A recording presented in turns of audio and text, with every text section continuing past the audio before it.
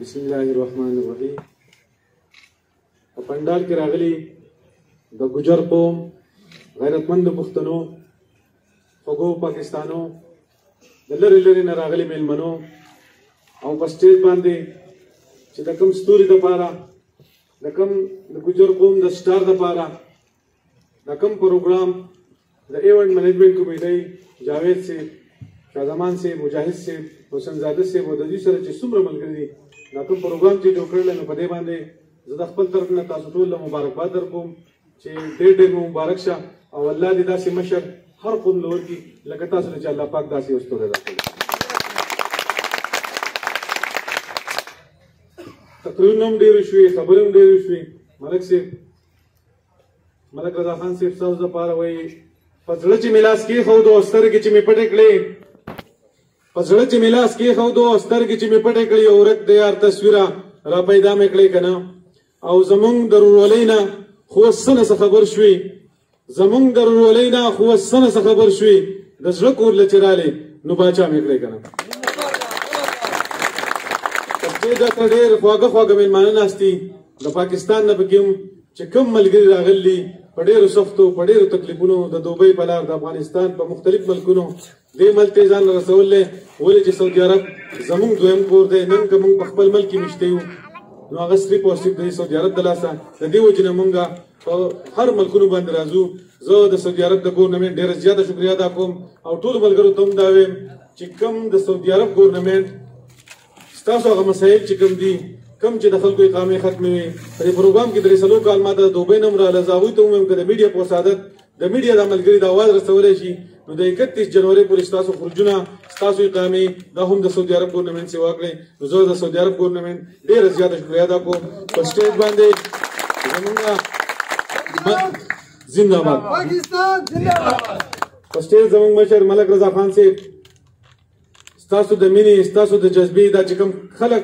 د ډېر لرې لرې نه راټول شوی دی، دا چې کوم ګجر قوم راټول شوی دی، ورسره داسې مختلف ملګري راغلي چې د هغوی د هر قوم سره تعلق دی، د سیاسي پارټیانو مشران راغلي، دا ستاسو د مینې دې ځای ته خلک راوستی دی، ستاسو د جذبو دې ځای ته خلک راوستی دی او ستاسو د ګجر قوم د دې نوجوانانو محبت دا خلک دې ځای ته راوستی دی. ولې چې دوی د هر سړي په غم کې ولاړ دي، دوی د هر سړي په ښادۍ کې ولاړ دي، دوی د هر سړي چې کله هم څه مسله راغله، زه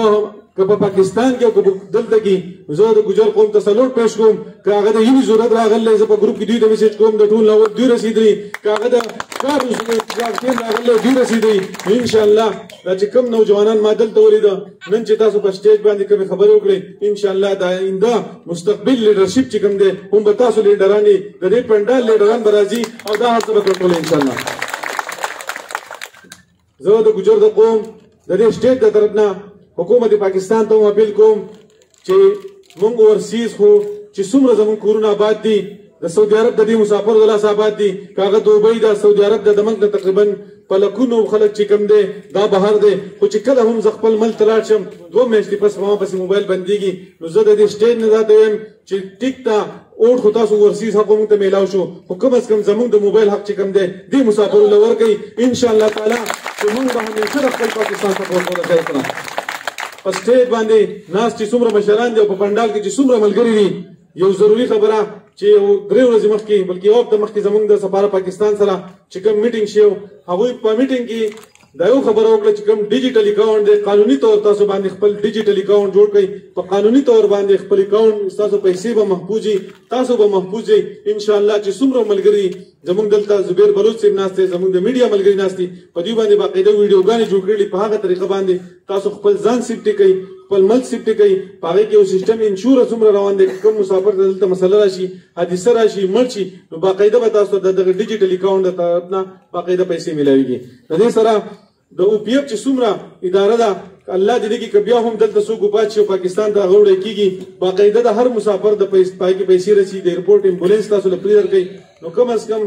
خپل مشران خپل هغه خلکو ته ووایي چې د او پی اف نه هغه د مسافرو حق والي، او چې څومره په دې پنډال کې خلک موجود دی کېدای شي د چا اقامې خرابي، چا پسې وروپي، خو ستاسو شناختي کارت چې کوم دی هغه همیشه لپاره روغ دی. خپل شناختي کارت راوالی، خپل لوکل چې کوم تنظیمونه دي، اپنې مدد آپ چې کوم تنظیم دی په هغې کې داخلي والی 120 روپۍ به راځي، خو باقاعده چې کله څوک وفات شي نو تاسو په ډېره باندې نه ګرځئ چې څوک د چا لاس مات شي پي ماته شي نو دغه تنظیم د لاسه به تاسو ته باقاعده پیسې میلاویږي که 10,000 که 3,000 تاسو به خپل ضرورت چې کوم دی نو دا پوره کولی شئ. د میډیا د ملګرو هم ډېره زیاته شکریه. د تمام پارټیانو والا چې څومره دلته کې راغلي د هغوی هم شکریه. ملک رضا خان صاحب تاسو یوازې نه ګوجر قوم ټول ستاسو سره ولاړ دی، اوورسیز پاکستاني ټول ستاسو سره ولاړ دي، مسافر ټول ستاسو سره ولاړ دي. او زه دا یو خبره د سټیټ نه کوم که هغه د هرې پارټۍ کسي که هغه د هر قوم کسي خو چې کم زمونږ د دې مسافرو د اواز چوتئ کم زمونږ د دې مسافرو د اواز رسئ انشاءالله ټول مسافر به مو د هغه سره لاس په لاس د خیره سره ولاړ دي.